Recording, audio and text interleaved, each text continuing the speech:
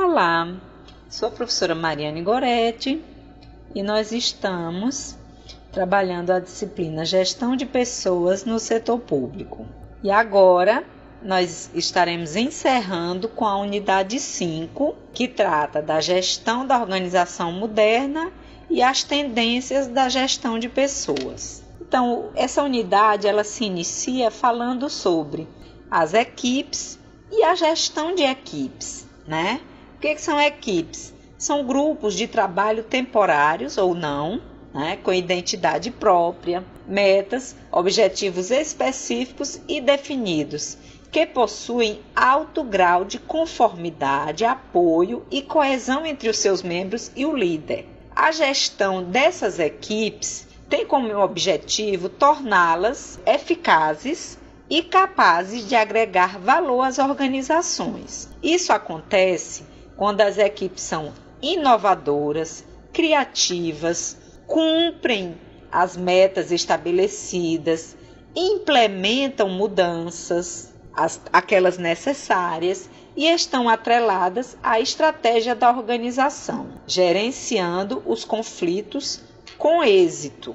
Para a formação de uma equipe eficaz, são necessárias qualidades específicas. É necessário transformar indivíduos em equipes, e isso implica em desafios, até mesmo porque existem pessoas que não gostam de trabalhar em equipe. Outro ponto que deve ser considerado é a dimensão dos interesses e dos conflitos entre as pessoas e nos grupos. Mas, que bom que especialistas em treinamento, eles têm ferramentas para transformar pessoas individualistas em membros de equipe, por meio de dinâmicas sobre comunicação, conflitos, negociação, resolução de problemas.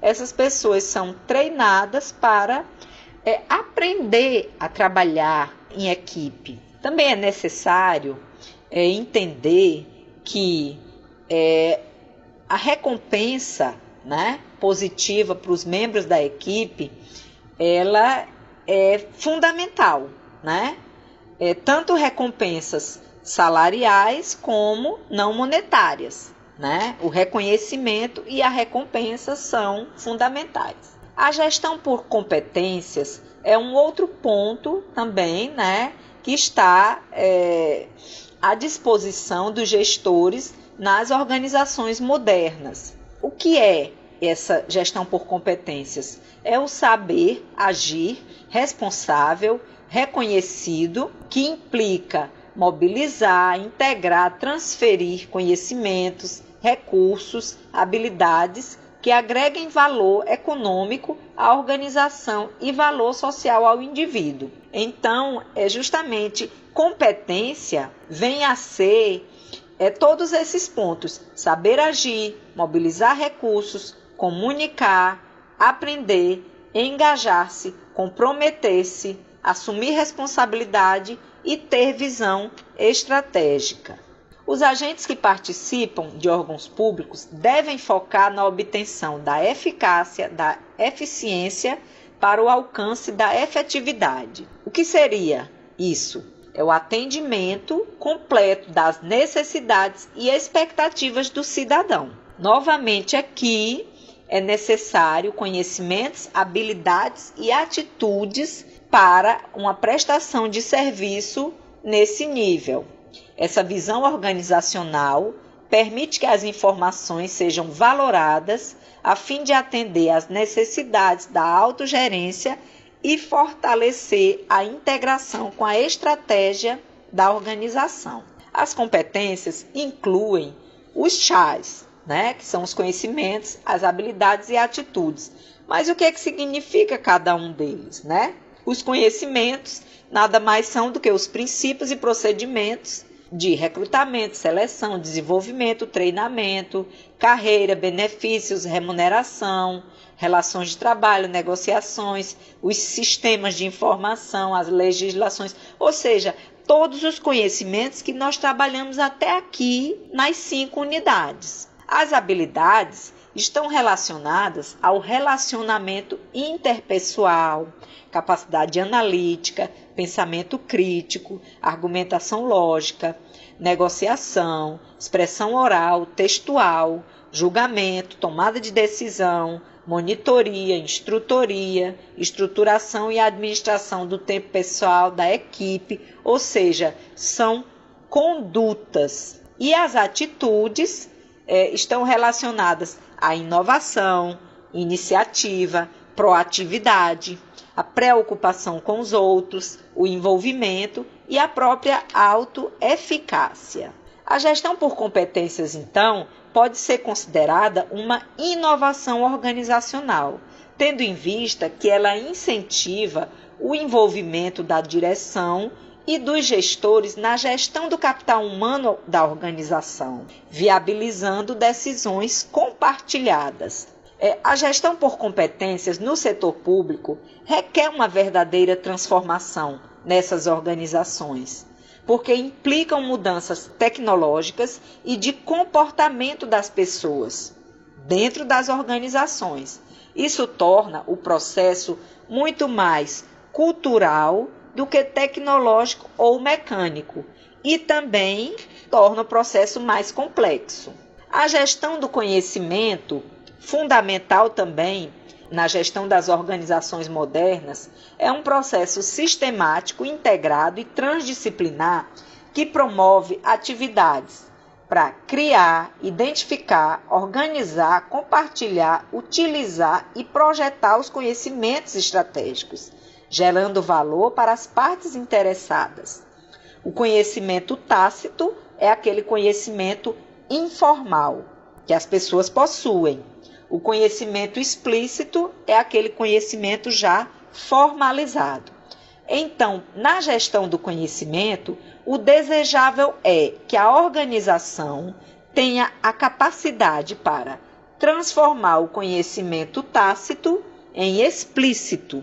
Significa transformar um conhecimento que está individualizado em um conhecimento socializado para toda a organização e, de preferência, manualizado, que ele esteja disponível de forma formal, né?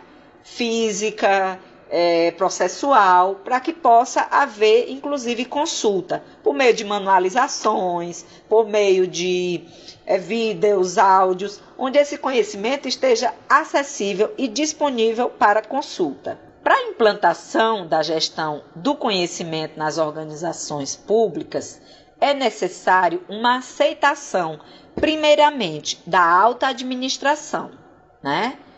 Por meio das decisões, compromissos, em relação às iniciativas para o desenvolvimento estratégico, organizacional, infraestrutura tecnológica, cultura organizacional, a fim de fortalecer trabalho em conjunto e o compartilhamento de conhecimentos. Então, tem que haver, por parte da cúpula, né, esse aval, digamos assim. Duas dimensões são verdadeiras âncoras para o futuro das organizações, públicas ou privadas, tanto faz, a tecnologia e as pessoas. Nós já vimos que o foco é a formação contínua dos membros da organização e o desenvolvimento organizacional, grupal e individual, né? Para isso, a organização precisa ser aprendente. As organizações que têm essa orientação, elas estão abertas à inovação, seu foco é a aprendizagem e elas obtêm êxito. As tendências da gestão de pessoas no setor público,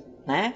Diante dos modelos que nós podemos colocar assim, praticamente em dois blocos, Taylorismo, Fordismo, que foram as técnicas americanas de produção, né, as primeiras técnicas, e o modelo Toyotismo, as técnicas japonesas de produção mais modernas, nós observamos o seguinte, que o modelo atual de gestão, não dizendo que esse modelo atual ele vai desconsiderar os modelos anteriores, mas é um plus a mais, né, que se apresenta como um padrão de relações estruturado em bases que privilegiam autodesenvolvimento, foco em resultados, empoderamento, Tudo isso consiste da capacitação e da valorização do funcionário, a fim de contribuir em inovação e resolução de problemas no seu local de trabalho. Os principais desafios na área de gestão de pessoas estão relacionados à globalização, tecnologia,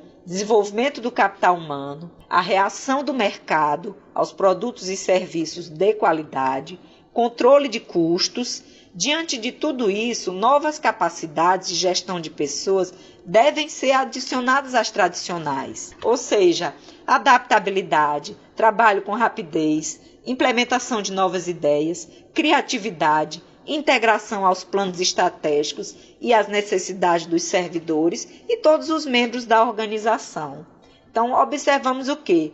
Que esse novo cenário demanda, cada vez mais da gestão de pessoas. Podemos citar mais alguns desafios: a rapidez das mudanças, a desregulamentação, novas tecnologias, a desverticalização, eliminação dos intermediários, terceirização, consórcios, a fragilidade da propriedade intelectual, poder de barganha dos clientes, principalmente facilitado pela internet, a diminuição do ciclo de vida das estratégias, aumento do número de concorrentes, isso já sendo favorecido pela queda dos custos de comunicação e pela própria globalização.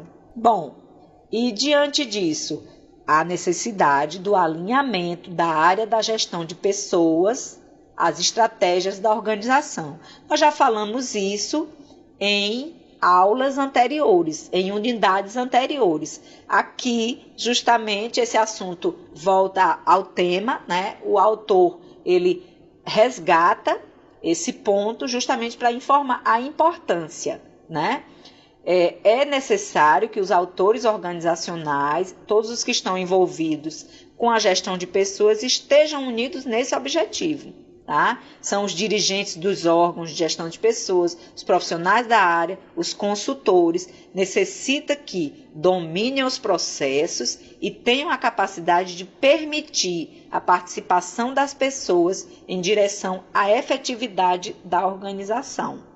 Os órgãos encarregados da gestão de pessoas podem, devem e precisam descobrir formas de realizar os trâmites necessários, ao mesmo tempo se concentrar no trabalho que aumenta a contribuição dos funcionários e transforma as organizações. Então, nós, como gestores, como administradores públicos, necessitamos estar preparados para lidar com todos esses aspectos que foram tratados nas 5 unidades. Aqui nós encerramos com a 5ª unidade, a disciplina Gestão de Pessoas. Espero que todos tenham gostado, tenham aproveitado. Novamente solicito que verifiquem toda a leitura, todo o conteúdo da unidade 5, façam os exercícios e tenham um bom proveito da disciplina.